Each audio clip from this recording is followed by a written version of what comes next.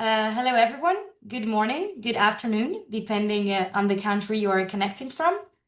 It is a pleasure for me to welcome you to this 9th session of the South-South Series, Empowering and Growing Women-Led Business, organized jointly by UN Women and COLEAD. Today's session will focus on engaging men as partners and champions of women's empowerment. My name is Nina Desanlis-Perrin. I am a project officer in the Networks and Alliances Department at COLEAD, based in the Brussels office, and I will be moderating today's session. Slide, please. So before starting the session, I would like to remind everyone how to engage during the webinar. You can exchange information or insights in the chat function. We encourage all of you to submit your questions via the Q&A feature, as we will have a dedicated time at the end of the session for our panelists to address them. Please note that the session is available in English, French, and Spanish. To choose the language in which you wish to follow the session, you can click on the globe at the bottom of your screen. And if you don't find the globe logo, you might have to click on the 3 dots at the right of your screen. Finally, this session is being recorded and will be posted on YouTube, and all the resources that will be used throughout the webinar, including the presentations and key points, will be shared on the AgriNovators platform. Slide, please.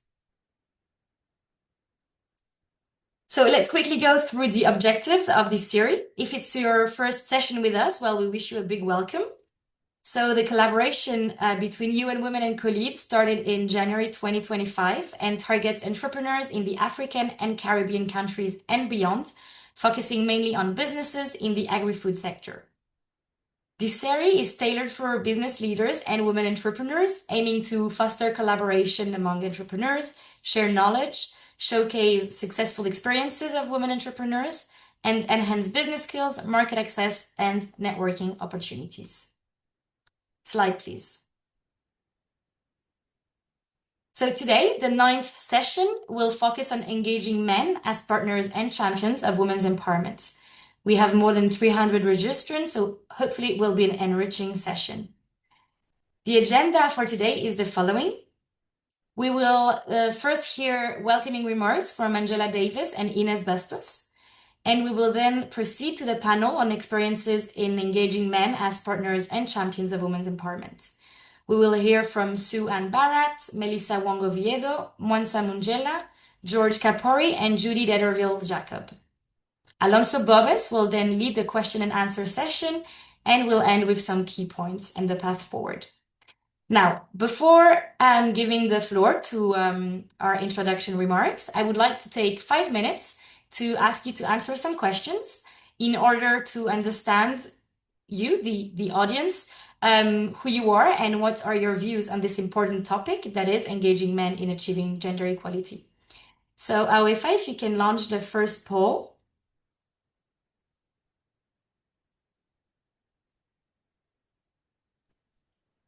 Thank you, Awefa. So as you can see, the first question, what do you think is the biggest barrier women entrepreneurs face today? An equal share of care in household work, access to finance and markets, limited networks and visibility, skills and training gaps, access to digital resources, legal barriers, limited mobility, lack of role models. Then the second question goes on to, what is your view on engaging men as partners in women's empowerment?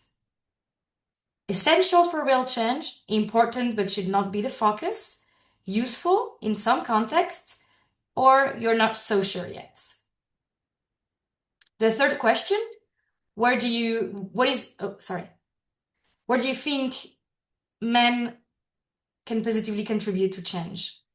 Sharing care and household responsibilities, supporting women's access to resources, championing inclusive business practices, or shifting norms in communities and institutions. So please take a few seconds to answer. It will be interesting to see what are your take on that.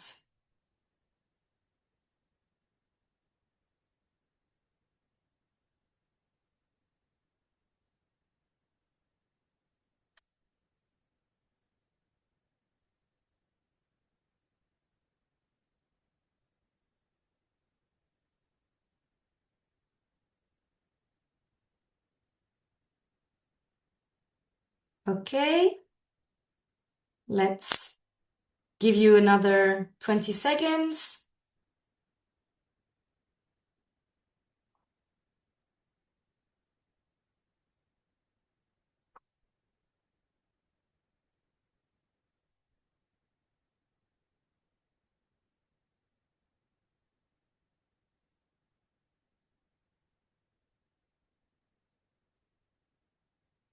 Yeah, you can see that the poll is also in French. The questions are translated in French and in Spanish.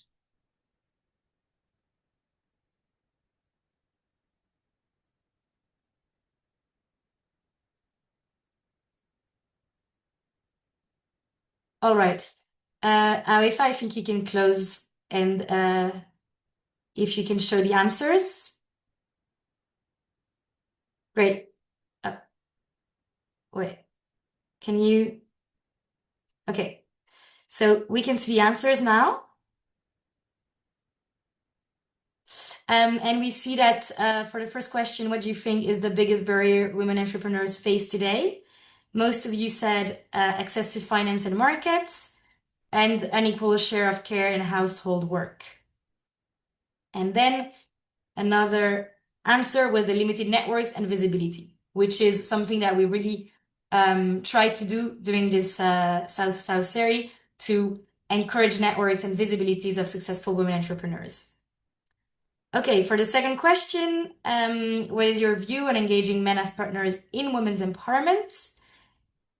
The majority of people answered that it is essential for real change. So that's an interesting point. Hopefully this session will be interesting for most of the people here then. And some of you also said that it is important but should not be the focus or is only useful in some contexts. Then for the third question, where do you think men can positively contribute to change? Most of you answered supporting women's access to resources and opportunities, as well as shifting norms in communities and institutions. So thank you everyone for answering the poll. Very interesting for us to know, and I hope this session will bring you new insights into the topic. Slide, please. All right, so I'm going to give now the floor first to Angela Davis. Angela is a development professional with over 20 years of experience in public health, sexual and reproductive health, and international development. For the past 11 years, she has led strategic oversights for major international organizations, collaborating with governments, donors, and civil society to deliver evidence-based, equity-focused results. Angela, the floor is yours. Thank you so much, Nina. Good day to everyone on the call. Thank you for joining us. This is a really, really interesting topic today, and I am really looking forward to our discussion. I think it's really essential for us to start to discuss how we work together as partners, how men and women can and should continue to grow and develop our societies, economies, families, etc. So today I just wanted to share a few words with you and reflections from a UN Women perspective. As you know, we are the entity for promoting gender equality and women's empowerment. And when we speak about this, we really do it from the perspective of engaging men as partners and champions in women's empowerment. And we think that this is essential. It's not to replace women's leadership, but it's to help transform the structural barriers that continue to limit women's full economic participation. As will be highlighted in this session, women entrepreneurs face persistent challenges, including unequal access to finance, which was mentioned and noted comfortably in the poll that we just had, unequal access to markets and to networks to grow their businesses, as well as face a disproportionate responsibility for unpaid care responsibilities. This is essentially important in the Caribbean and the OECS context where I work, and where we continue to work with other development partners, such as the ILO, to contribute to research on the care economy. In the Caribbean and the OECS, women continue to make major contributions to households, communities, and local economies. Yet they still face enormous structural constraints that limit their full economic participation. Recent evidence has shown that women's labor force participation in the Caribbean stands at 52.1%, which is 23% points lower than men's, despite the fact that women have strong educational attainment and play central roles in many key sectors. Addressing these constraints requires more than individual effort. It demands systemic change. Men, whether as policymakers, business leaders, financial actors, or members of households, play a critical role in shaping the norms and redistribution of care responsibilities. They influence institutions and the power dynamics that continue to shape and create economic opportunity. However, allyship must be intentional and accountable. It means supporting equitable decision-making, promoting inclusive business practices, and redistributing unpaid care and domestic responsibilities. It's interesting in the poll that did not come out as one of the top areas of consideration. And we know that women typically, in pretty much every society, bear the bulk of those responsibilities, whether it's for childcare, elder care, care for persons with disabilities, etc. It also requires using positions of influence, and this is men and their allyship, using positions of influence to challenge discriminatory norms and open pathways for women's leadership and entrepreneurship. A major driver of this this inequality rather, is unpaid care work. In Barbados, women spend nearly 2.5 times more on childcare than men, and close to 3 times more time on domestic work, childcare, and adult care combined. In Jamaica, our research has shown that women spend nearly 4 times as much time on unpaid care work as men. For the countries in the Eastern Caribbean, this matters profoundly because unpaid care responsibilities directly affect women's time, mobility, entrepreneurship, and access to income-generating opportunities, including in countries where UN Women is supporting. We are supporting work on care systems and on women's economic empowerment. And there are tremendous opportunities that we are unpacking right now in terms of enhancing the understanding of the care economy by bringing constructive empirical evidence to help shape the policy decisions that are being made in real time. This is why engaging men must go beyond the rhetoric. It means promoting shared care responsibilities in the home, supporting inclusive workplace practices such as parental care leave, for example, which means that men also have parental time when they have a newborn, and advancing policies that recognize, reduce, and redistribute unpaid care work. And this is building off of the 5 R's principles that the ILO has promoted in terms of social protection and care. Ultimately, when men act as allies and partners in transforming social norms and care arrangements, they help build more inclusive, resilient, and equitable Caribbean economies in which women entrepreneurs and workers can truly thrive. I hope the conversation this morning, today, it's morning here in Barbados, I hope the conversation today will go a long way in helping to illustrate some of the issues that we need to continue to further unpack to advance progress for women in their economic development. We know that it is important that we recognize the dual responsibilities that exist within a household, within a care environment, and that we support each other constructively in helping to create pathways to advancement.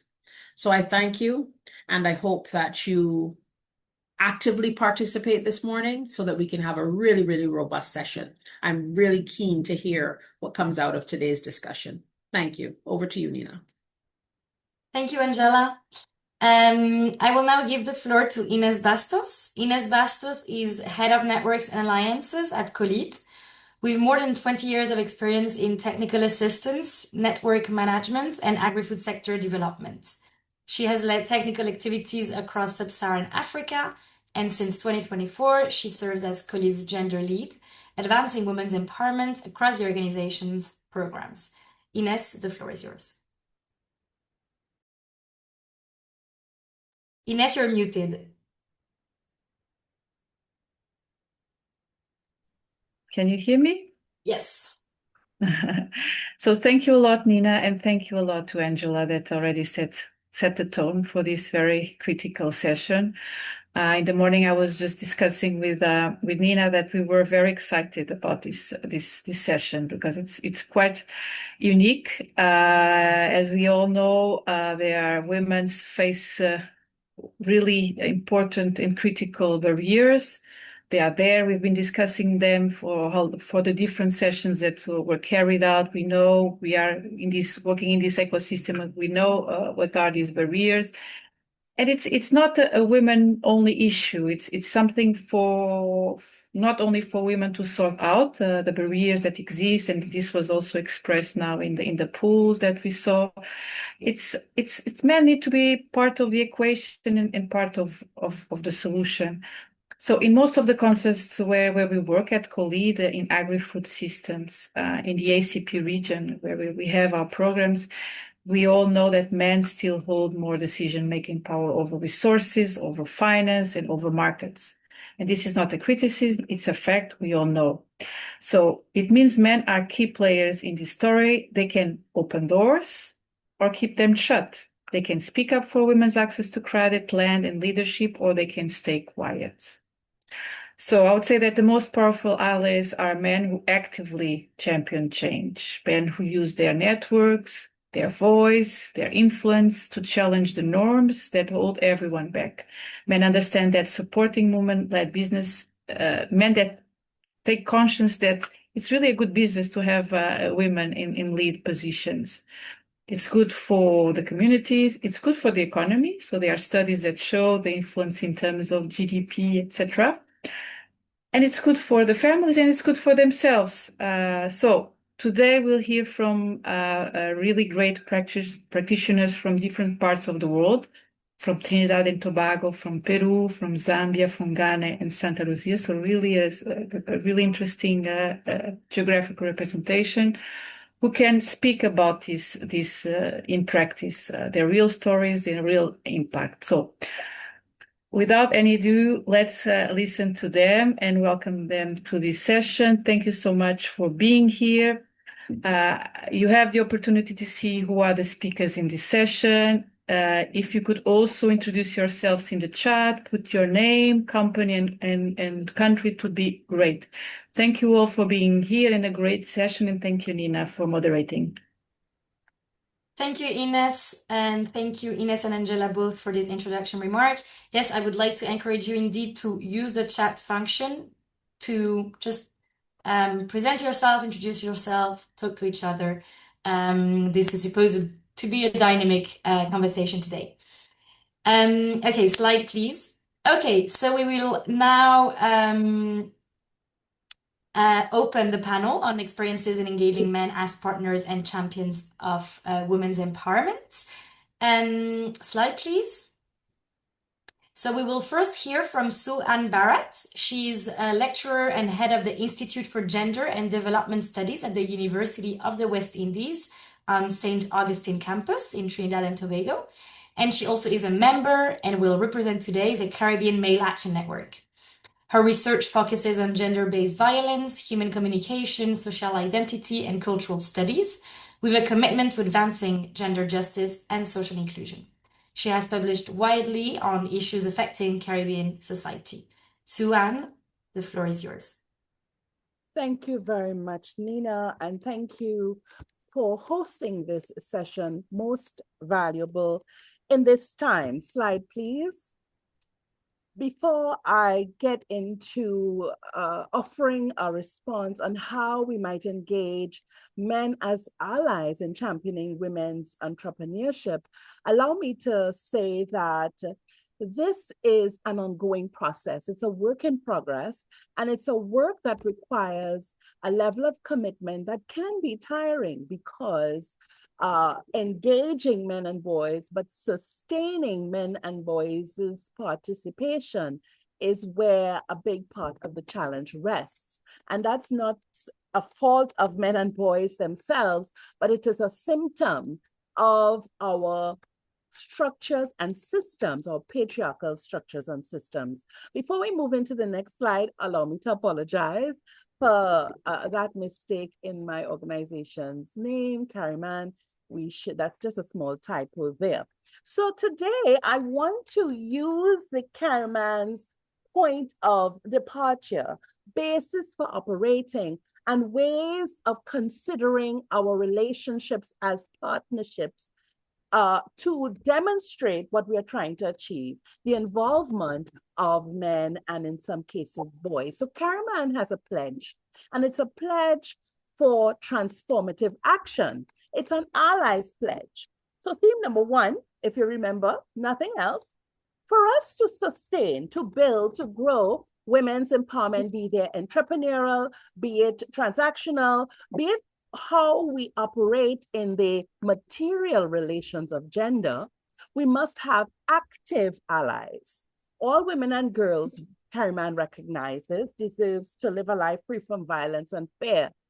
However, harmful attitudes, values, and beliefs, and these are key considerations, mediating factors when we think of our goal, the goal of this discussion, about what it means to be a man, contribute to the violence that women and girls experience on a daily basis.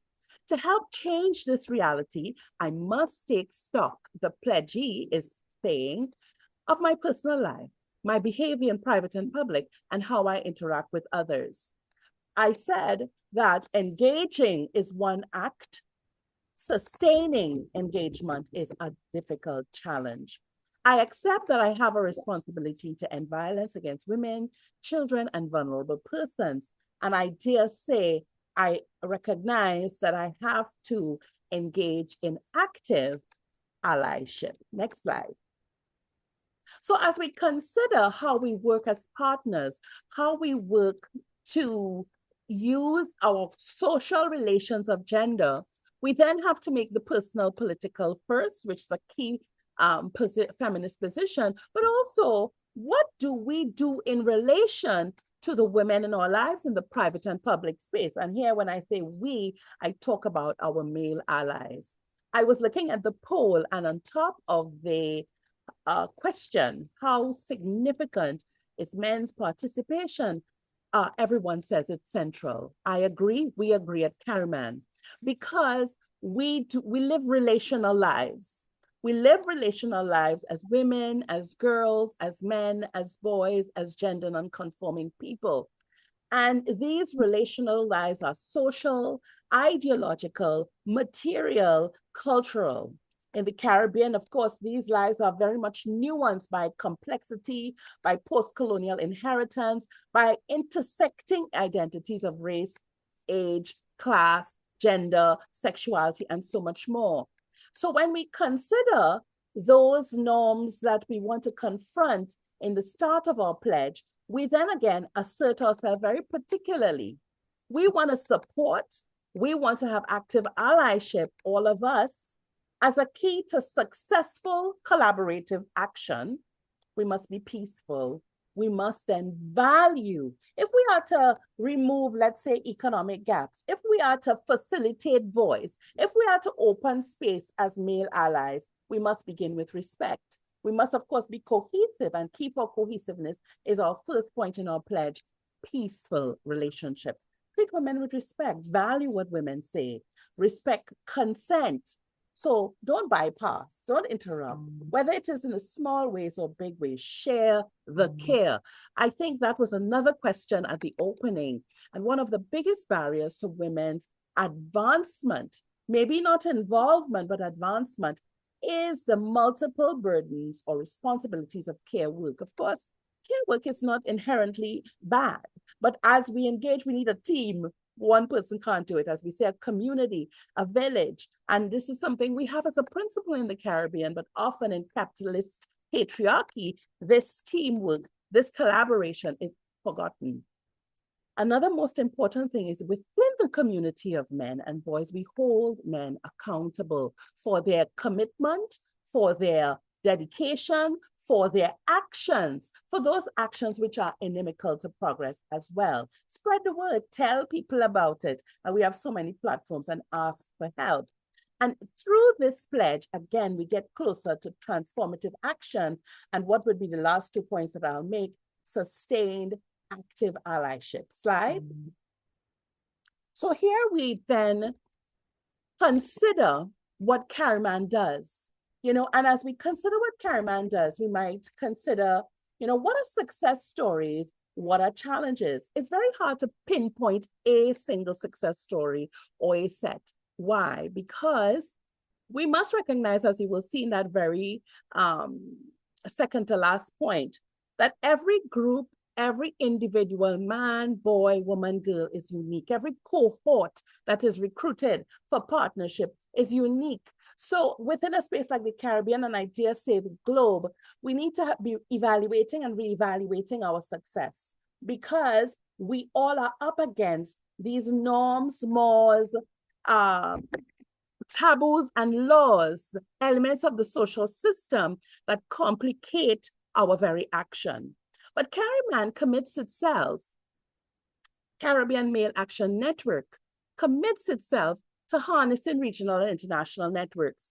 Together, as I said, community builds and makes a change and supports, in this case, empowerment and growth. Deploys independent action as needed across space and place within context. So you can do what you can, whether you're a youth network, whether you are fathers, whether you are professionals, whether you are academics, but you must, whether it's around gender justice, climate justice, human rights, that we build those networks that would spread the word, that would give voice, all the things we spoke about. Actions challenge. This is the hardest, but this is the most necessary, if I say nothing else, to active allyship and advocacy.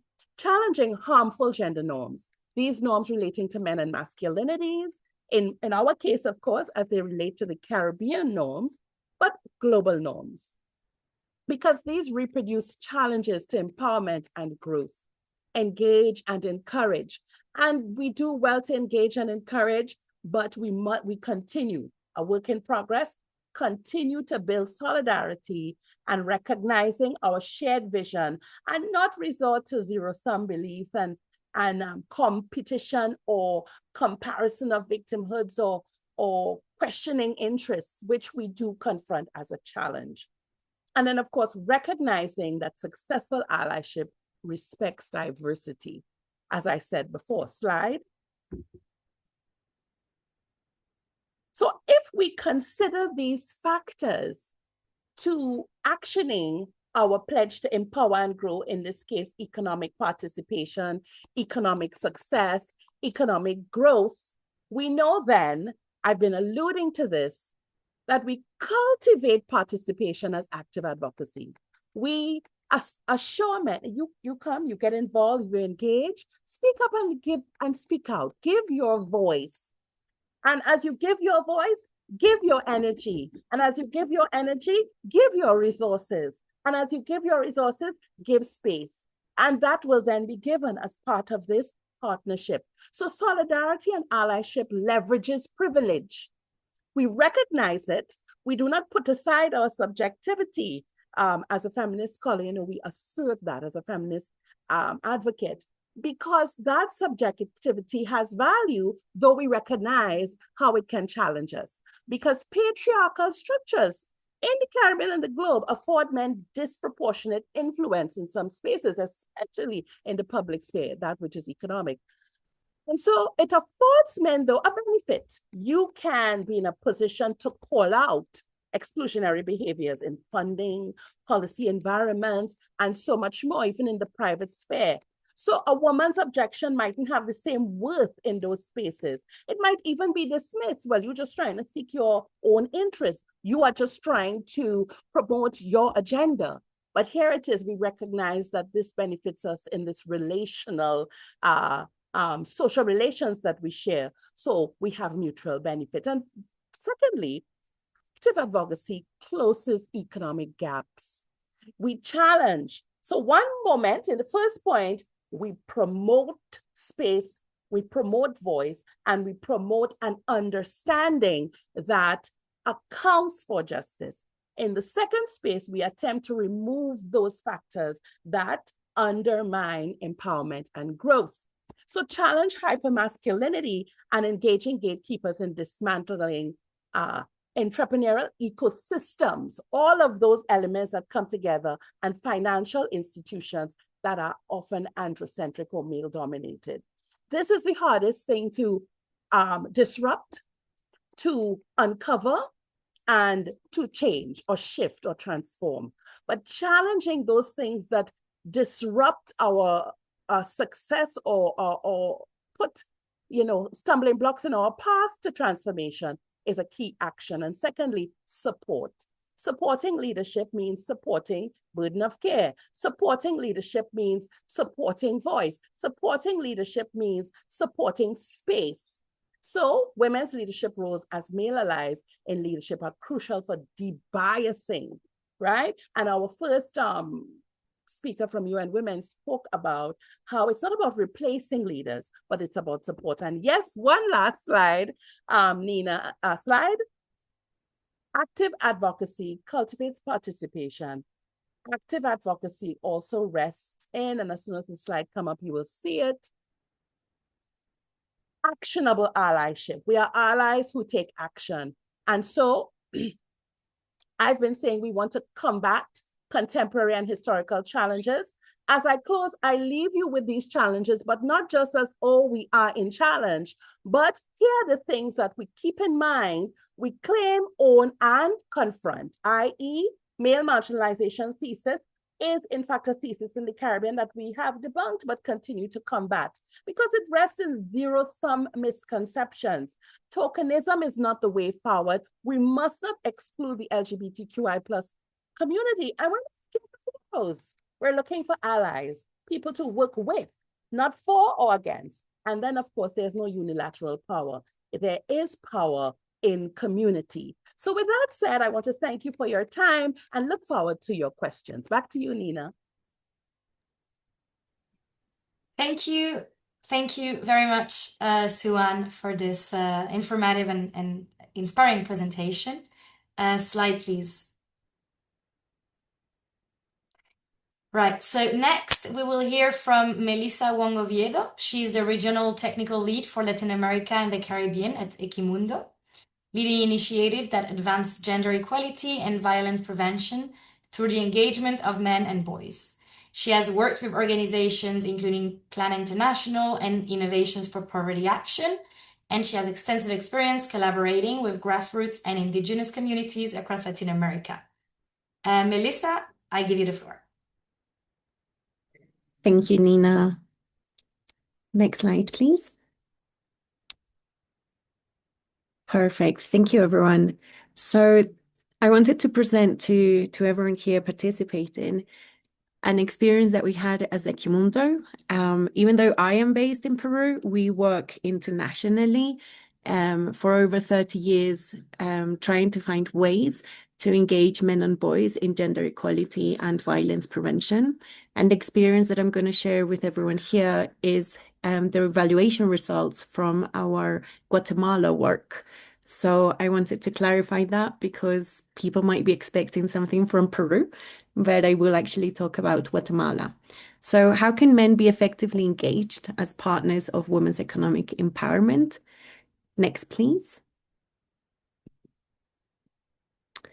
I think Dr. Barratt before me has made the case as to how can men be involved in this work. So I wanted to ground us a little bit more into why is it important to include men in women's economic empowerment efforts. So I think we all know, we've all come here because we know that there is an inequality in terms of power relations and also economic access. So men typically have more power than women in governments and systems. So in services, people who make those decisions around what jobs are available, what industries should be invested in, etc., are typically men. For example, in Latin America, the government representation of women in the region is around 35%. So we haven't reached that gender parity yet at the very top level among the people who make the decisions around how our governments and how our societies are organized and what opportunities are therefore created for women. Men in the region, and I would also say globally, typically have more power and access to income generating opportunities. We know that the labor force participation of women is significantly lower than men. There is also a global significant wage disparity, and which results in a big wage gap. In Latin America, there is around a 9% to 27% of a wage gap between men and women. And in some countries like Mexico, which has the highest rates of inequality in the region, this disparity in the wage gap can exceed 30%. We also know that globally and in the Latin American region, men typically have more power over decisions in the household. And this is really important because as men and women often share lives together, the decisions that are made in the household about who does what, and what each person can contribute to the home is really important. And this often limits women's ability to be able to leave the household and generate her own economic income. So what we're finding more and more is that the decision making within the household is a strong correlation to women's economic empowerment. Likewise, the care burden and the amount of care responsibilities that women have within the household is also another huge limitation to their ability to access work and economic opportunities. And in the Latin American region, women spend around 2 to 3 more times in the day doing care work than men. And finally, men also need to be involved because we know from the research and the evidence that as women become more empowered and want to leave the home, want to generate an income, this independence and threat to their dependence on men's economic income is a threat to men's power. And what we find is that it could become a risk for women who want to be more economically empowered, where they can face violence at home or more restrictions and limitations and conflicts in their home. So we need to be able to engage with the men who are around women so that they can also support women's empowerment and stop limiting their ability, but also stop potentially being a threat to women's safety. Next, please. So the program that I'm presenting is called Journeys of Transformation. This is a gender transformative programs, is the type of programming that we do at Equimundo. This is an adaptation that we created from our first pilot in Rwanda. And the aim of the program is to engage men as equitable and nonviolent partners of women who are going through economic empowerment processes. Specifically in Guatemala, we partnered with global communities who work with many indigenous rural communities in the Huehuetenango area in Guatemala. And they had been working with women for many years, creating small saving groups, teaching them about financial management, entrepreneurship skills, leadership skills, and even human rights. But what they found over the years is that although women wanted to participate, a lot of them either couldn't participate because of their male partner limiting their ability to do so. Women who participated and eventually were able to generate an income a lot of that income, they then could not decide what to do with that because their male partner also took over the decision about what to do with the income that the woman generated. And also they found that even though women wanted to participate, a lot of them couldn't continue with the process because of their male partner limiting their mobility and simply telling them that they couldn't participate any longer in those workshops. So when we came in, we adapted our program to the context of Huehuetenango, Guatemala, and created this program that engages both men and women. While Dr. Barratt was speaking, I was looking at the comments section, and somebody mentioned the importance of not only working with men on women's empowerment, but together as a couple, because both women and men often hold the same harmful norms around roles, around relationships, and around decision making. The program has 13 sessions. They were all facilitated by local people. They're all in person, and half of the sessions were only men and only women separately, and half of the sessions were also with couples put together. The content of these sessions focused on household decision making, couple communication skills, women's engagement in income generation activities, the division of domestic care and care work, sexual and reproductive health, intimate partner violence, and overall, we were really trying to create a solid foundation for improved couple and household well-being. Next, please.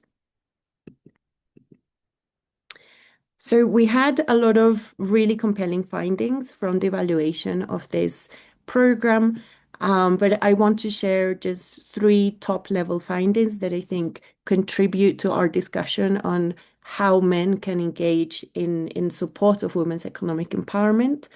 So the first finding that we got was that we were able to reduce men and women's gender-based attitudes that often limit women's economic empowerment.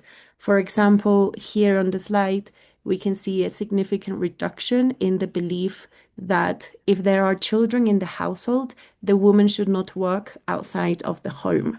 This, as you can see in the baseline among men, 80% of men agreed with this statement. And by the end of the program, this managed to reduce to 56. Likewise, among women agreed with this statement, 67.5% of them, but by the end of the program, 39.7% of them agreed with this. Likewise, another statement that I have on the slide, women who work outside of the home cannot also be good wives and mothers. This is a common gender norm that we find in the Latin American region, and I think also in many other regions. About 50% of the men held this belief at the beginning of the program, but this reduced to 14.5% by the end of the program. And what is also curious is that 37.5% of women believed and agreed this at the beginning of the program. This is around 40% of the women. But by the end, we managed to reduce this by 17.5%. I think the clear finding here is when we try to engage men, we have to be able to do this in a gender transformative way, where we are not just talking about women's empowerment in abstract, in theory, etc., but we are deconstructing these harmful norms that you can see here that both men and women often hold that then justify the barriers, the limitations that women face when they're trying to become economically independent. Next, please. Another finding that we managed to identify is that we managed to improve couples communication. We know that couples communication is a protective factor for IPV, for intimate partner violence, and we also know that it's a motivational factor for women's economic empowerment. Both men and women reported that after taking part in the program, they were able to speak about their own concerns with their partners. And then also they were able to speak to their partners around their partner's concern. So this was a both-way dialogue. And this is really important because when you open dialogue in a relationship between men and women, which is usually very hierarchical, which is usually based on orders and just telling somebody else what to do, you're trying to get men and women to come together on the same page, listen to each other. That is a key skill that we try to always promote in our programming. Men need to learn how to listen to women. So this finding really sets us up for justifying that men and women can talk to each other. And by opening this dialogue, women were also able to better explain to the partners why they wanted to go to the savings group, what they were doing in the workshops, which generated improved understanding over their involvement and their economic empowerment. Next, please. Melissa, you have 1 more minute. Okay. Thank you. So we'll go through this very quickly. We also saw improved decision making as a result of the program, something that is really important, and I'll pass on to the next slide, is that the improved decision making among the partners is really great. We want women and men to be able to make decisions together. However, we think that this shouldn't come at the expense of women's autonomy and women's ability to make decisions about herself by herself. Sorry, can we return to the last slide, please? So that is a challenge that we're still working on. How do we not prioritize joint decision making over women's agency? There is the nuance there that is really hard to work on. We're also thinking about how do we continue to support behavioral change. Once we transform norms, we need to make sure that this becomes transformed actions. And finally, another challenge is sustaining and scaling. We know that in-person programs often are very costly to continue to run. So those are our challenges and things that we're trying to solve as the programs teams at Equimundo. We started to use a lot more digital strategies to really be able to take these programs at a population level, because that is what we need to do in order to shift norms among the collectives and societies.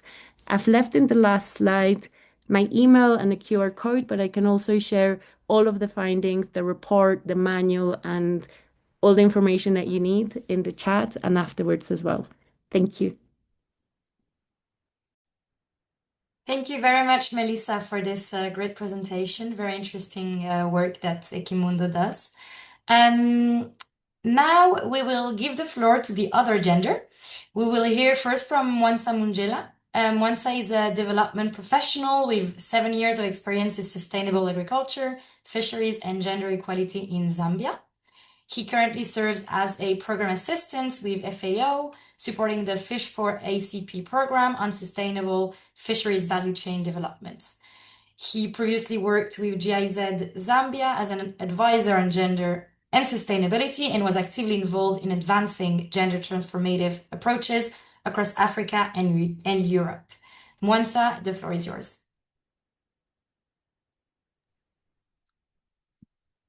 All right. Thank you, Nina. And good morning, good afternoon, everyone. Okay, next slide, please.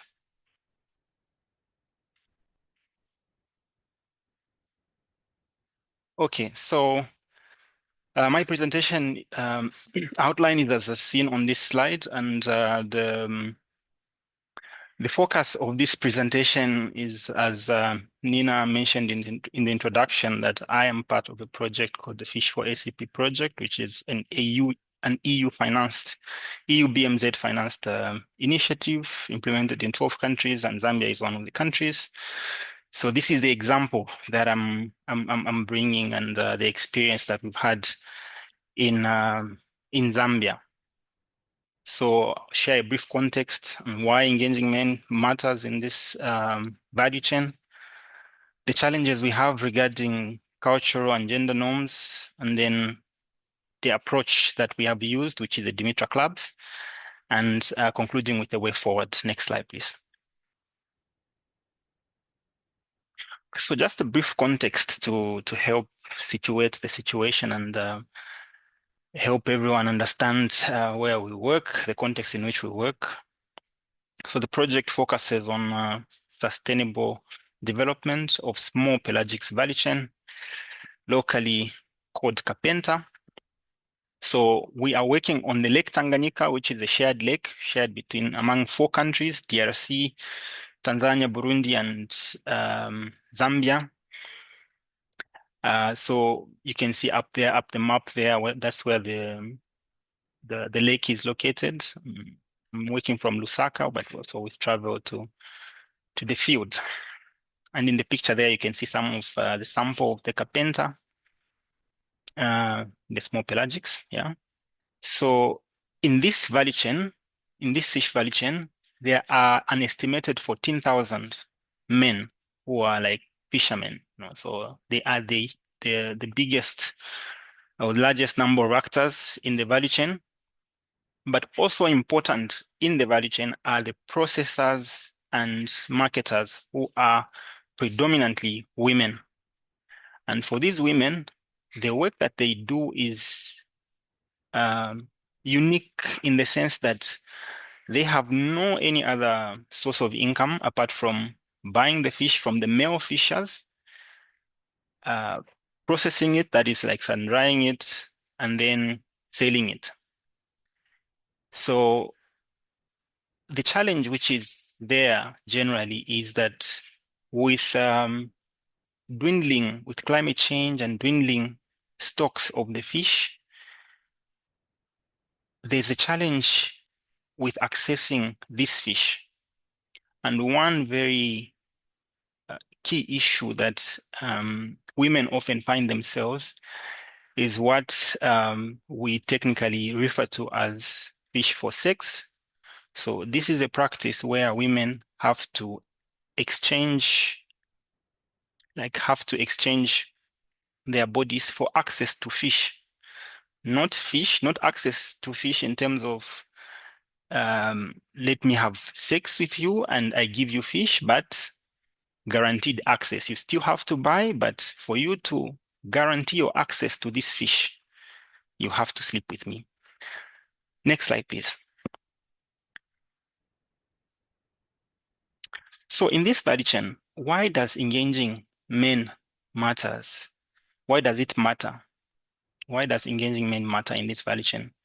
So at the business level, as I mentioned, 14,000 actors are fishers, and that's the largest number. So definitely you can't do anything meaningful in such a value chain without engaging these people, because they are in control of the fish and they basically have a lot of power. So increased access to resources. Obviously, if we engage men, we're going to have access to the finance. They are the majority, and obviously they are making more money. So they have the finance, they have the assets, the boats with which they go to fish. They also have the networks. They know people from whom you can get the most fish, those who produce more. They have a lot of knowledge. So they are a key actor in the value chain. At the household level, engaging men matters because it leads to reduced conflict and greater cooperation at home. Results have shown us that definitely when you engage a men, reports have shown that there's reduced conflict in the household and there's a lot of cooperation at home, as well as better sharing of unpaid care and domestic work, which traditionally is a responsibility of women. There are also benefits for men themselves when they are engaged, because traditionally men are expected to be providers, sole providers even so. There is this pressure which is constantly on them to provide for their families and do everything possible to make sure that the family is well taken care of. But when men are engaged, that pressure is reduced because now it becomes a shared responsibility to buy food, to clothe the children. It becomes now a shared responsibility. So it's a benefit for men themselves. Better relationships and communication as well in the families has been reported also as one of the benefits. Next slide. So the barriers to engaging men have mainly been around normalization of GBV. So these men have culturally accepted GBV, the communities have accepted gender-based violence as a normal thing. And there are even local, terminologies that reinforce this norm by saying that when your husband beats you or they are violent, then they are expressing love. And then for men as well, there's a lot of reliance on incentives. So if you have to engage the men, they are always looking for what is in it for me? What can I benefit? What are you going to pay me if I have to come to your meeting? So it's normally a challenge. And finally, most projects, including ours, and that is why we have brought in these interventions that I'm going to highlight a little bit. Most development projects often are designed with the idea of targeting women as the main target for empowerment. So you find that automatically you are not going to have that specific focus on men. So for example, you find that a project is designed to count the number of youths, to count the number of women, but not the number of men. So at the end of the day, what you find is if you're not measuring it, then you won't be interested to see the change that it can bring if you're not measuring. But how have we addressed these barriers? First of all, we have initiated trainings on positive masculinity, encouraging men on how to be allies, as previous presenters have also talked about, and also community sensitizations through circus and community theater. So community theater plays to simulate how men can be responsible partners, how men can be agents of change and speak against practices such as fish for sex. And one interesting approach on which I'm going to go in just a little bit of detail is the Dimitra Club approach. Next slide, please. So in the previous slides, you might have seen that the men were fishing in the night. So their life revolves around night work, and then during the day they have to sleep. So it's been very difficult. It's very difficult to engage them and bring them to meetings.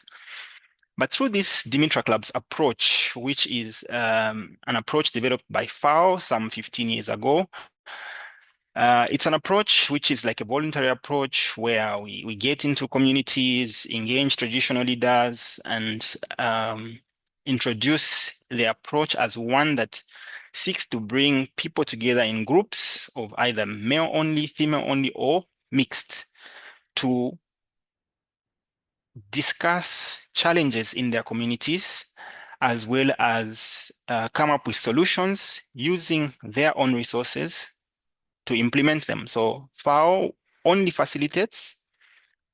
We do not finance the groups. They do the work themselves and using their own resources. So it's sort of just encouraging agency. So we've used this approach to engage men through including them in the groups, and through that we've reported regular attendance to meetings by men, problem identification by men, engagement in community dialogue to discuss gender roles, also GBV and harmful practices such as the fish for sex. So now we have men standing up and discussing this issue and speaking against it. Working with traditional leaders as well as an entry point when we go into a community, and most traditional leaders are male. So somehow that also reinforces and legitimizes female participation. Next slide. So with this practice, what we have seen as results, we have seen that men have worked alongside women to mobilize when it comes to community projects. One of the flagship projects we had was the construction of a market. And since most of the processors and marketers of the fish are women, they lacked where to sell fish from. So one of the community actions which was implemented was the construction of a market using local resources, and men were very much involved. There was also behavior change at household level. So men increasingly allowed and encouraged their women to attend meetings without, raising any conflict. And they also recognized the value of women's participation. And lastly, in the last picture there, you can see some of the work that was done by these groups to clean a school ground, a school surrounding. Next slide, please. So in conclusion, in terms of way forward, we have seen that strong partnerships are critical to scale impact.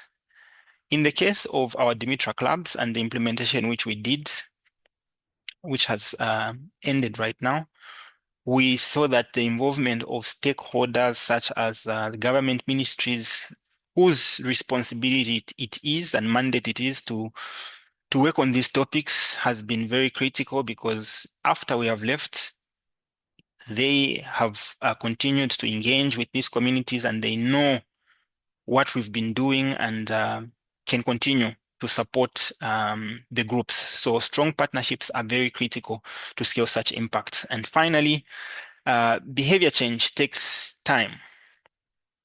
It's not something that you can do with one single intervention. It has to be consistent and working with other partners to make sure that you can scale impact. I think this is the end of my presentation. Thank you very much. Over. Thank you very much, Mwansa, for this very interesting, insightful presentation. Now we will hear from George Kporye. George is a Ghanaian agricultural leader and sustainability advocate with over 2 decades of experience in the horticultural and banana industries. He is currently serving as Sustainability and Corporate Affairs Advisors at Golden Exotics Limited, and he has held several influential leadership positions in African and global agricultural organizations, including president of AfriBena. George, the floor is yours. Thank you very much for the opportunity. Good morning, good afternoon, wherever you are. Yeah, the issues that have been highlighted, which impact empowerment of women, are even much more challenging in the agricultural sector, especially in plantations such as banana plantations. Banana plantations in Africa are mainly big plantations owned by multinationals.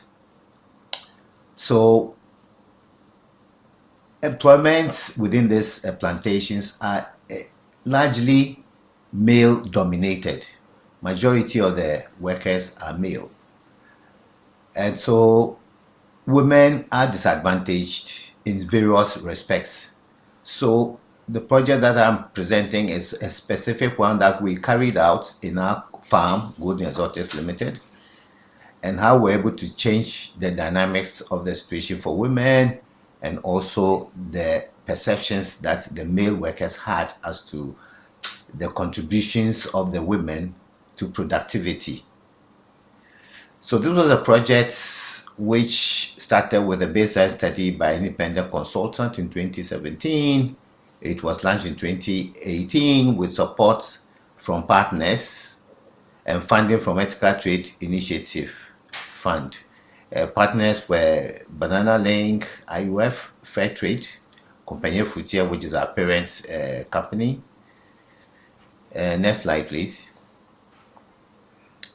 So the challenge that we sought to resolve were that women came to the workplace with low levels of education and on-the-job training. this required that something needed to be done.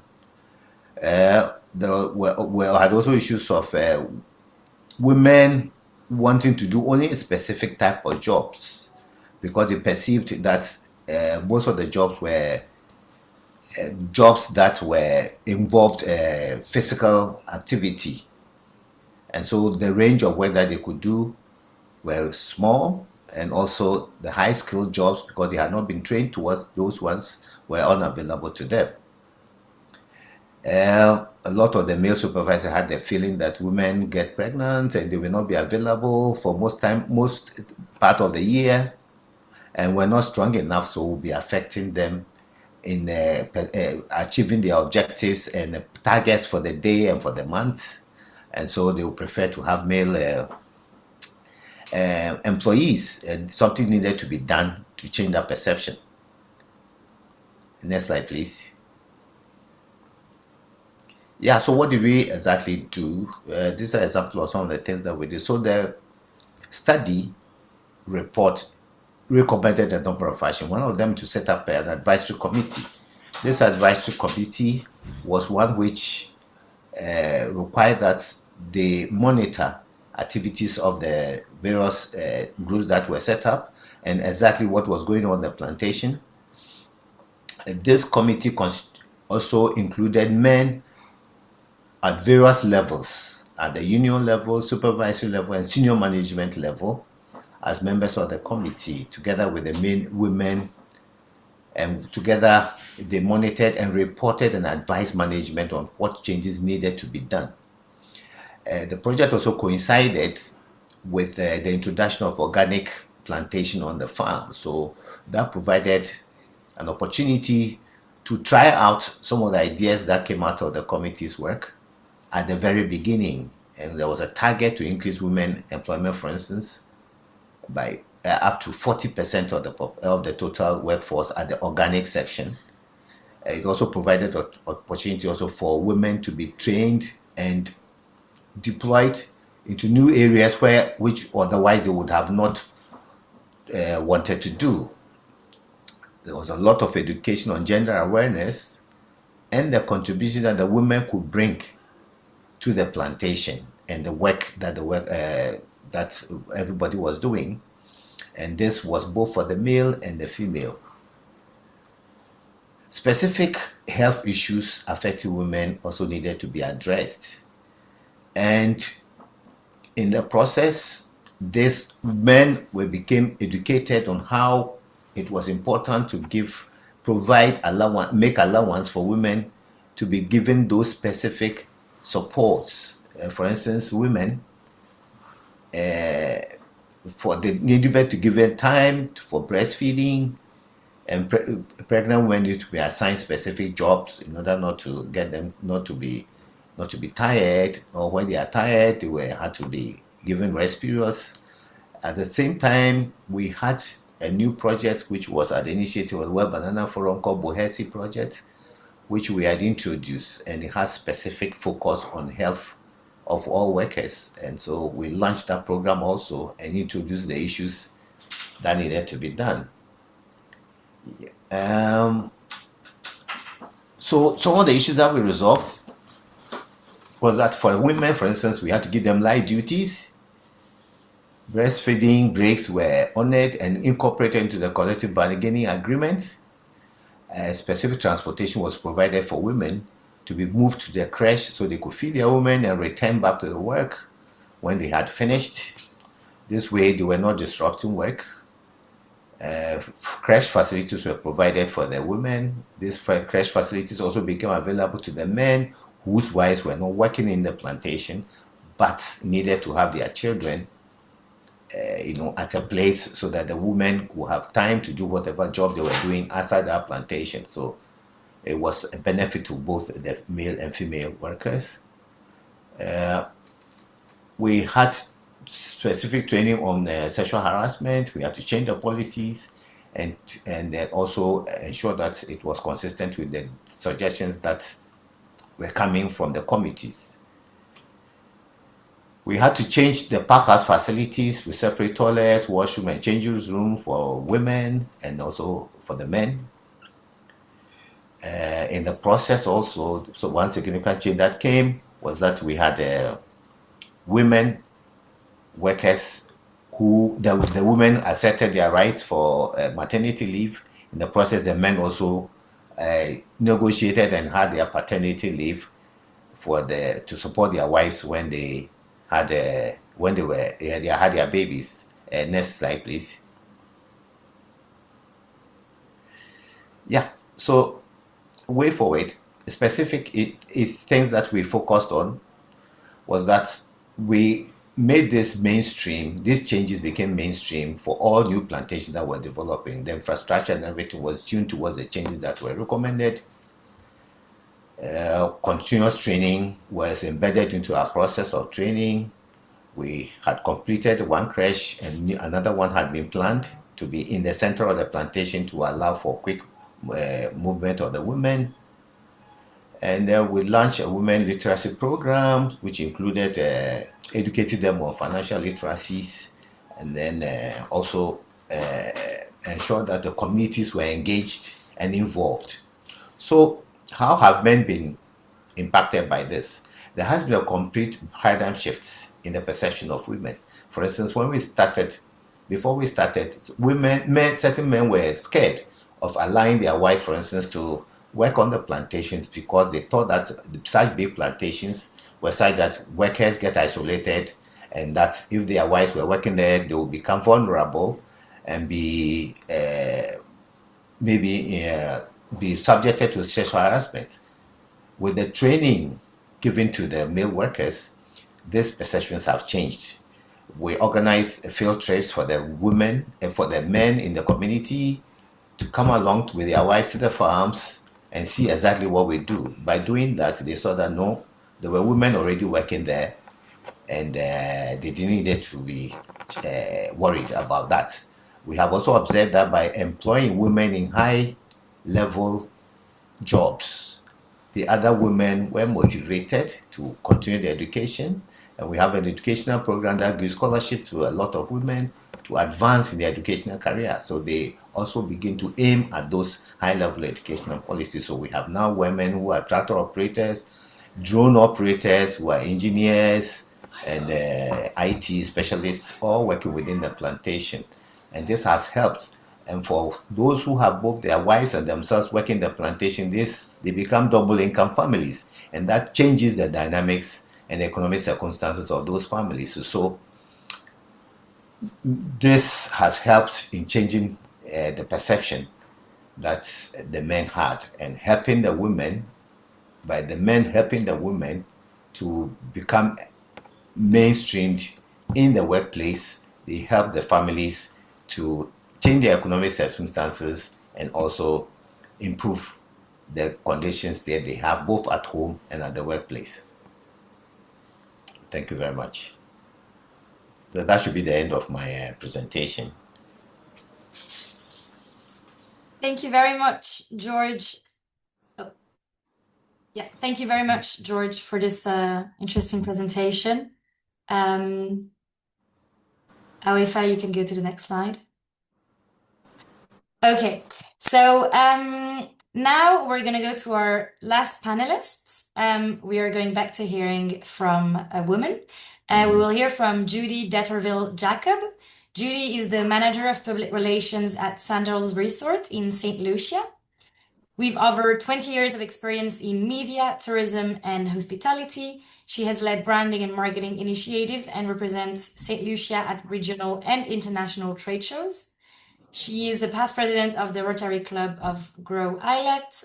She also is a freelance writer, published poet, and a strong advocate for operational excellence and continuous improvement. Judy, I give you the floor. Good day, Nina.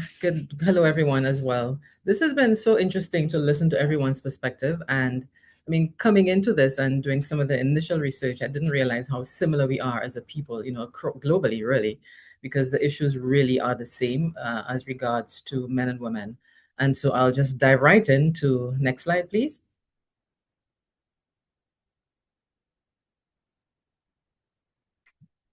Okay, so I wanted to look essentially at three specific areas in terms of men and women. So men as partners with women, and men versus women in politics. And I look a little bit about the St. Lucia situation. And then I also wanted to look at men and women. Are we equals or adversaries?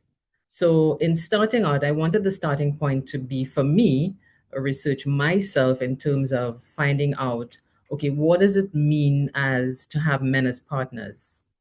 So the research I found was not a lot in terms of data being missing from several countries. However, female-headed households, that refers to the percentage of households that are headed by females. And I can speak certainly from a Caribbean perspective, where there are more families headed by women from a St. Lucia perspective. So that while data is missing for several countries, in terms of my own personal observations from growing up in St. Lucia, I can tell you that many households are headed by women. It's interesting to note that across the South African continent, the numbers go up to 43%. So really we're looking at 43% of households across the South African continent being headed by women. Stay with the slide, stay with the slide. I wanted to make the point as well that across countries, women do most unpaid caregiving and household work, shaping family decisions and workload. And that was reflected in somebody else's presentation this morning in terms of the amount of work that women do as unpaid caregiving work, which really amounts practically to a full-time job if you really do the math. Then my second point in terms of men versus women in politics. Men continue to vastly outnumber women in political leadership, and that was also echoed in another presentation today, with new data from the Inter-Parliamentary Union, the IPU, and UN Women showing slow or stalled progress toward gender equality in government. The findings released in 2025 in the edition of the IPU UN Women in Politics map come as the world marks the 30th anniversary of the Beijing Declaration and Platform for Action, a landmark UN framework for advancing women's rights. And according to that report, men hold more than 3 times the number of executive and legislative positions as women. I want to read that again. I think that is critical to the discussion, to the entire debate. According to the report, men hold more than 3 times the number of executive and legislative positions as do women. The proportion of women in parliament has inched up by just 0.3 percentage points to 27.2 over the past year, while the share of women in government has declined by 0.4 percentage points. Just let that sink in for a little bit. According to UN Women, only 1 in 7 countries is led by a woman, as global political power remains dominated by men. And again, that thought has been echoed throughout a couple of the presentations today. In terms of the St. Lucia situation, despite signing the Beijing Platform for Action, which targets 30% women's representation, St. Lucia's current parliament stands at just 17% female. This election cycle sees both major parties, 2 major parties, nominating 3 women, only 3 women candidates each for constituency seats. Again, let that sink in. So really it shows, the evidence is showing that women, in terms of from a power decision-making process, have less access to power. Although they are heading households, they have less access to power and making decisions that will affect their lives. Next slide, please.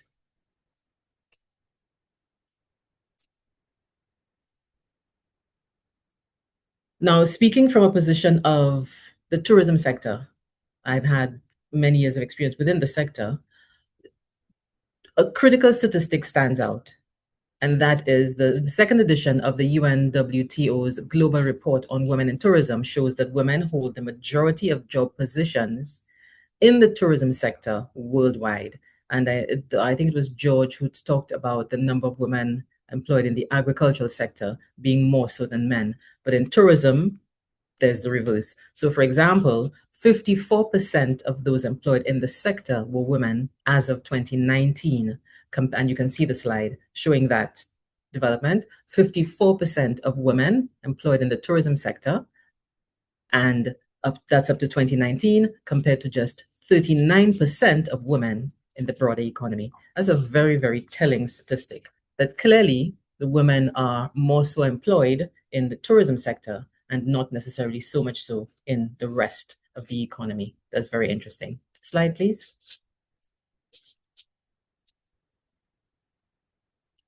I wanted to look at reflections within the tourism sector and then breaking that up now into the green and blue economies.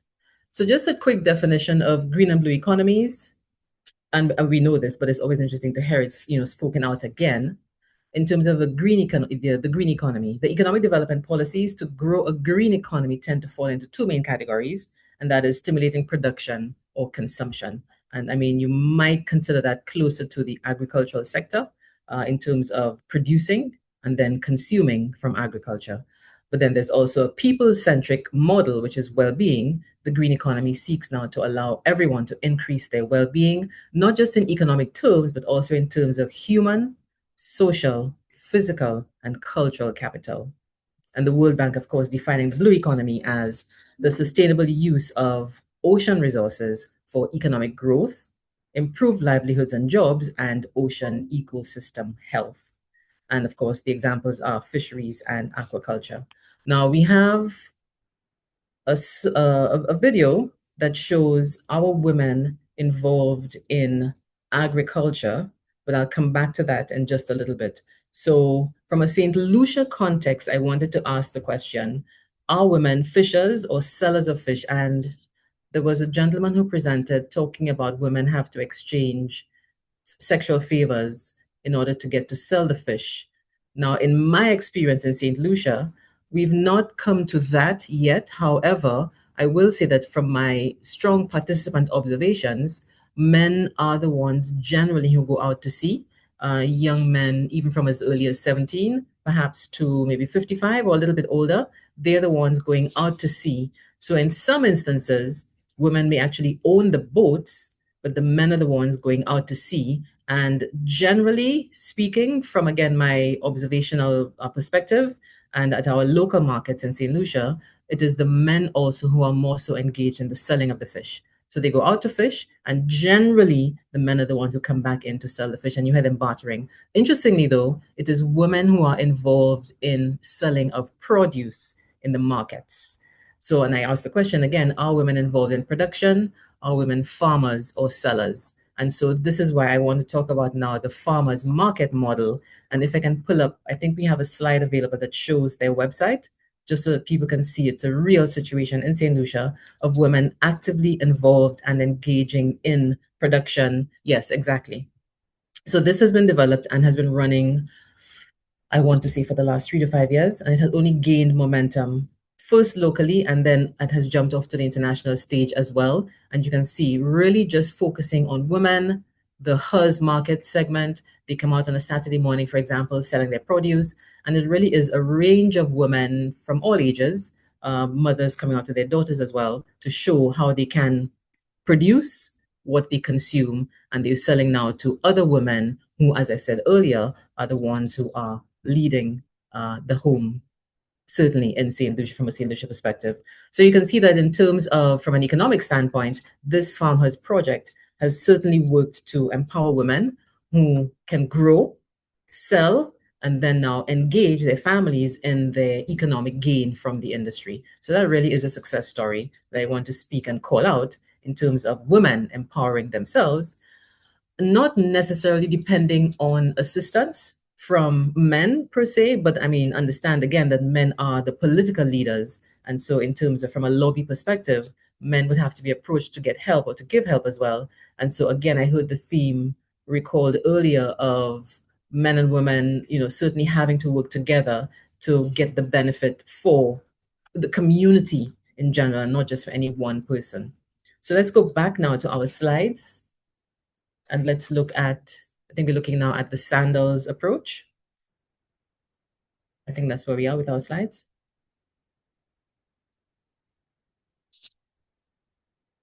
Next slide. Yes, that's where we want to be, the Sandals approach. So Sandals operates the all-inclusive concept across the region, the English-speaking Caribbean, and has just gone now into Curacao as the first outside of the English-speaking Caribbean country to operate in. And so Sandals runs beaches as well, which is a tourism concept for families. The Sandals concept is for couples only. Generally, I would say that, well, our market is from North America and Europe. And so we tend to attract more of the traditional couple. However, the Sandals is inclusive of everyone. And so couples will come to Sandals. Now, in terms of our management structure, there are men and women at the C-suite level. However, traditionally, it would have been suits, men in suits at the C-suite level. So this was recognized quite a while ago, and the shift has been deliberate to include women also at the C-suite level. And so therefore, the move has been made to attract, retain, and keep women as general managers as well. So, for example, in St. Lucia, where there are 3 Sandals resorts, 2 of those resorts are headed by women. One of those at Sandals Grand, where I actually work, is headed by a St. Lucian woman. It's interesting because she just recently we had a function and she described herself as a Black St. Lucian woman general manager. And that has such power in itself when other women hear that you can now aspire, even within, and I say even within a sandal setting, previously known to be the boys' club, is now looking now to ensure that capable women are also represented at the highest level. So women and men now at the management level, there is a fair complement ratio of men to women. And by that I mean these are people now who are heading various departments. So, for example, you will have the head of the front office is a man. However, the head of the landscaping department, interestingly enough, is a woman. Now, so that takes me to the next point in terms of men and women at the team member level. So there are specific departments now where you will find, stay with the slide, stay with the slide. There are specific women you will find who are, the point I was making is there are people, departments will have a specific set of people, specific gender. So I talked about landscaping that is headed by a woman. However, within that department, there are only men. We have the maintenance department where there are token women, generally men in that department. In public relations, for example, because we have 3 resorts in St. Lucia, 2 of those women at the head are women and there's 1 man. So generally, there are specific departments where you will find that there are more men. Food and beverage, generally, which is the largest department with over 200 people, and that includes the kitchen, the restaurants, the bars, and so on, there will be a greater spread of both men and women. However, we find that in the front-facing areas, the restaurants, there'll be more women. And in the back areas, like stewarding, for example, there'll be more men. Perhaps it is, and I think that was echoed in George's presentation, that men do more of the heavy lifting, and so they will be found in the areas where you require that level of muscle work, which is, just one of those expressions. And then I want to raise the point, which is new, and I want to say it's new to the industry. Sandals certainly being a forward-thinking corporate citizen on the matter of paternity leave has introduced paternity leave for the proven fathers, new fathers of children. So whereas normally mothers are the ones who benefit from maternity leave, now we've introduced the paternity leave for proven, and you understand why, proven fathers of the newborns, they will benefit from 1 week of paternity leave. So now they get to bond with the families at a completely different level. Slide, please.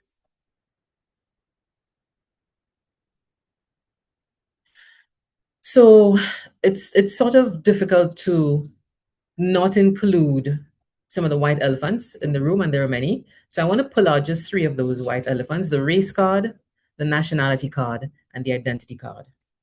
And those are key because I want to ask the question, really, when men and women are championing together, then is it that, for example, there will be a difference in the lobbying from a Black community as opposed to a white or European community in terms of cultural values and norms? Because there are some differences, there are some subtle differences that make us stand out as different people.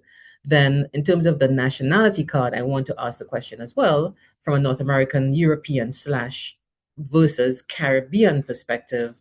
is there going to be a difference as well in terms of how we champion men together, or men for women, or women, champion themselves as well? And then, of course, there is the identity card, which also was reflected in, I think it was Dr. Suan's presentation, talking about the gender differences. And so I want to ask the question as well, in terms of from a gender perspective, what's the power behind same-sex couples in terms of how they will be greater allies for each other? And then which of us now is it among all of these cards, or pulling out each of these cards, where is there a greater emphasis on who is championing whom? But then certainly now, last slide, please.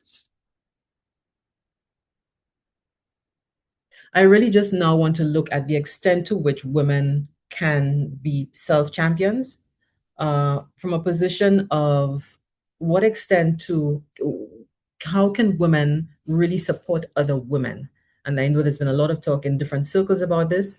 Some view women as their own enemies. In other circles, it is that women, mothers, champion their girl daughters. And so women will champion women greater. There's more dependable family support, perhaps, from women-led families. And so when you look now at who is today's family, and then with the prospect of AI and other forward-thinking technologies, what is the changing role of communities in championing women?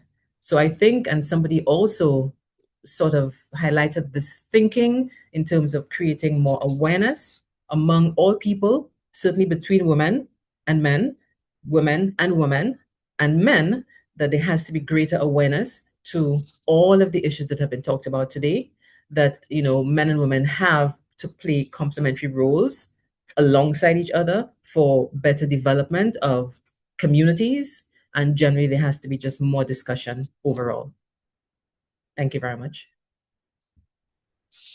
Thank you. Many thanks, Judy, for this wonderful presentation. Okay, so thank you, everyone. Thank you to our wonderful panelists for the interesting insights today. The diversity in the presentations was quite impressive, and as Judy said, it was diverse, but also we realized the topic is the same everywhere in all countries. So I'm certain we all learned a lot. I think that today's discussion has shown that advancing women's economic empowerment is a shared responsibility, and that engaging men as allies can help create more inclusive and prosperous ecosystems for all.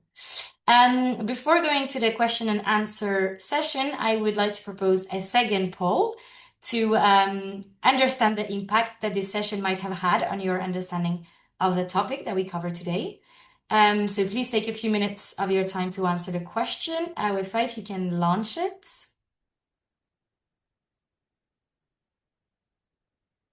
All right, so you can see the first question, which is, after this discussion, how do you view engaging men in women's economic empowerment?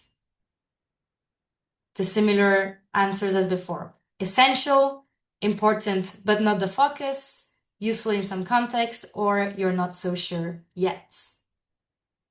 For the second question, what approach to engaging men seems most effective? And you can rank the approaches below. So changing everyday dynamics in household, helping businesses see the value in getting leaders to support it, strengthening policies and institutional roles, or using community role models and shifting social norms. And for the third question, what is your most likely next step after this webinar on a personal, individual perspective? So could be apply ideas that you've heard today in your organization, share insights with your network and colleagues, maybe explore further learning or resources on the topic, or maybe you don't know or you don't plan to take any action yet. So I'll give you 2 minutes to answer.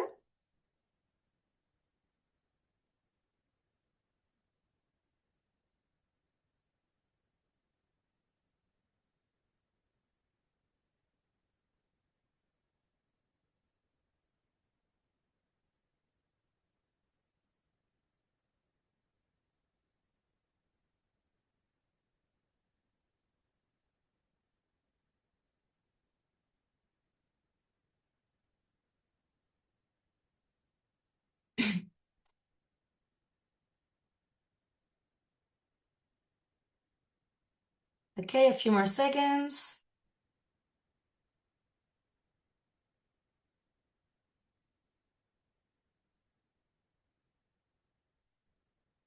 Okay, if I think we can close the poll and you can show the answer.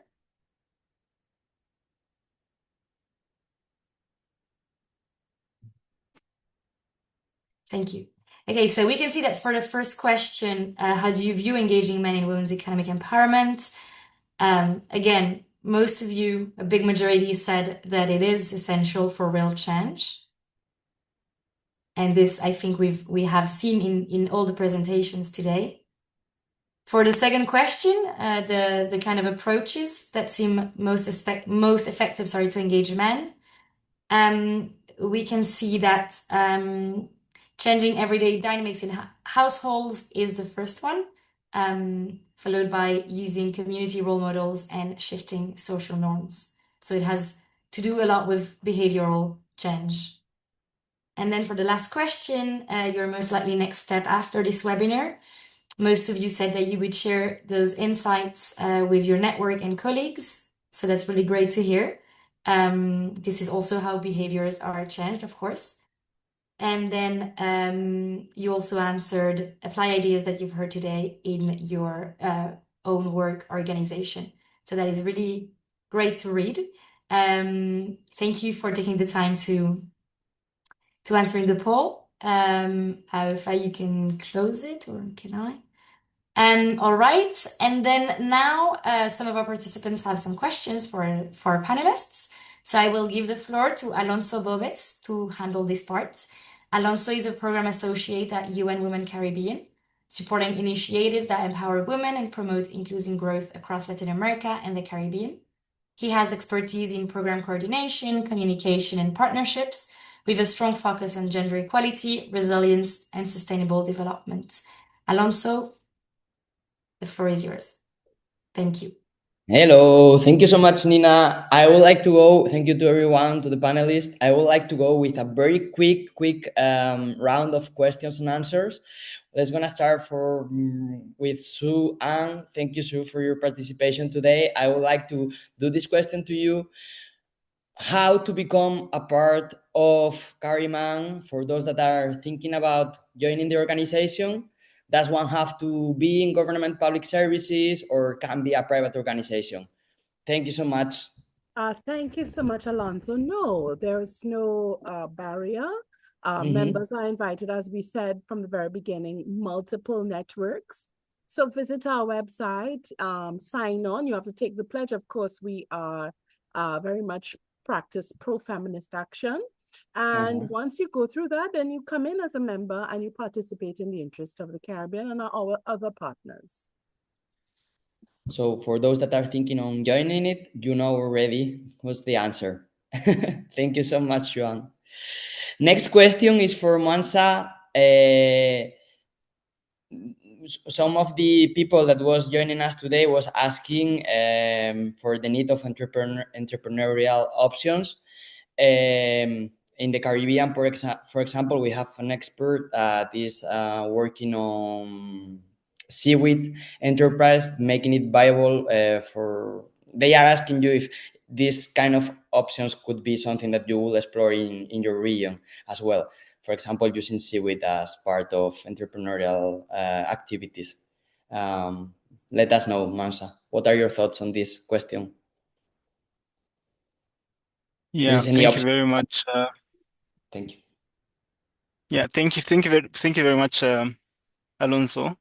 So the Dimitra Club approach that I explained was only one of the interventions we took. So we implemented a cocktail of interventions, and some of it included alternative livelihood options.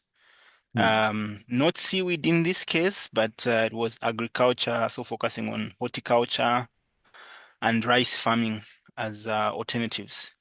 And yeah, results have also been very good initially.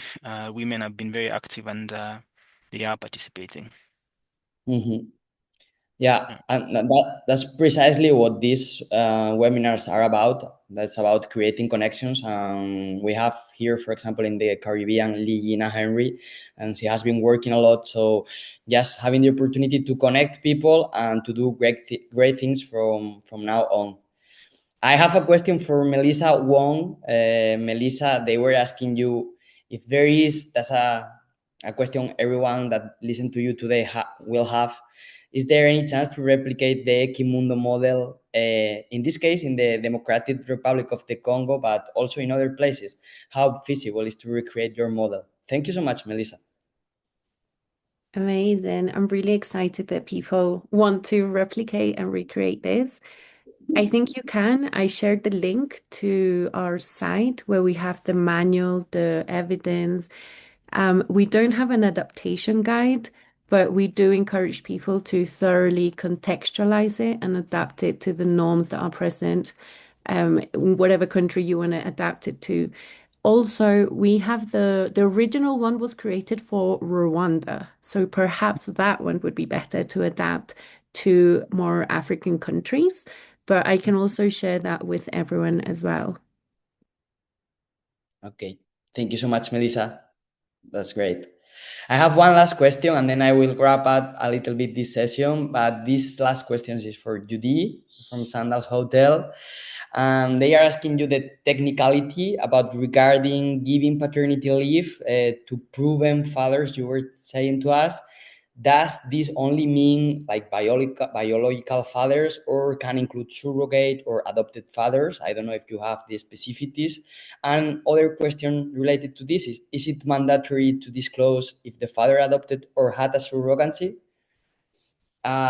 One other question, I know this is going to be difficult to answer too many questions, but how have men helped you to achieve the success you are experiencing in your career to date? Thank you so much, Judy. The floor is yours.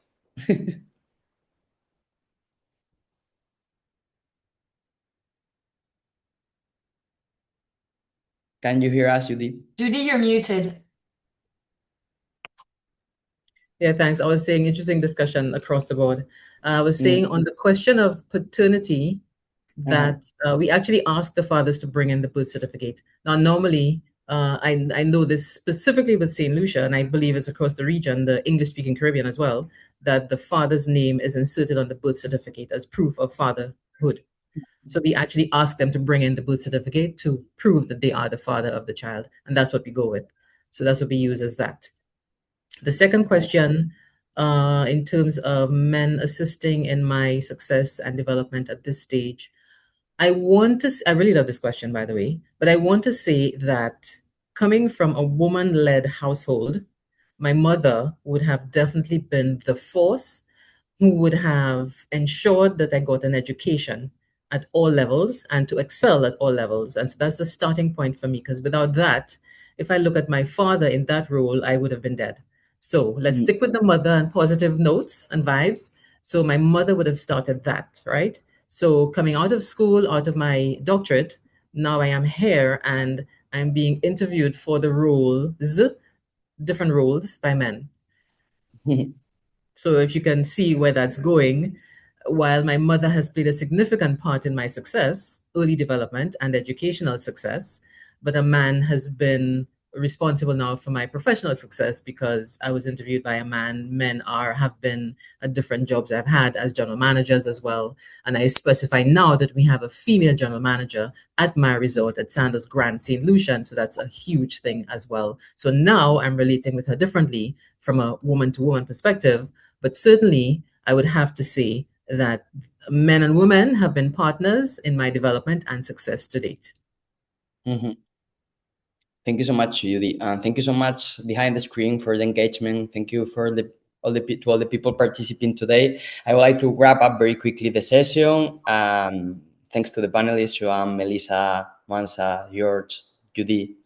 I would like to start by highlighting what Xuan words were at the beginning. You mentioned, Xuan, that engaging men is a process in motion. That's what we are trying to do. It's a first step this session. I hope we will continue our partnership and engagement relating or regarding men in women's entrepreneurs world. How important is having men as an acting ally.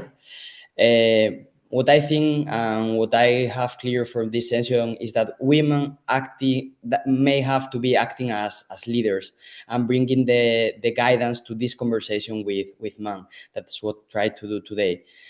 We need to look at this partnership as an implementing women as an implementing partner, but as a partnership built in respect and has to be equal from both sides. Xuan was talking about supportive leadership, and I think that's important. And we need our allies, men, to take action as well. We were talking here about including both men and women as a terminology. I think this is important in our conversation too. So, and I wanted to highlight also what Mwansa was saying, that any change takes time. This change is a structural issue that will take time to change. But I would like to mention that this initiative, these sessions with COLEAD and between COLEAD and UN Women were born with the aim of collaborating. When we started 1.5 years ago, we had in mind creating a community of practice. Now we not only have a community of practice, but we are involving men in our community of practice. I think this is a great first step and a good milestone to mention.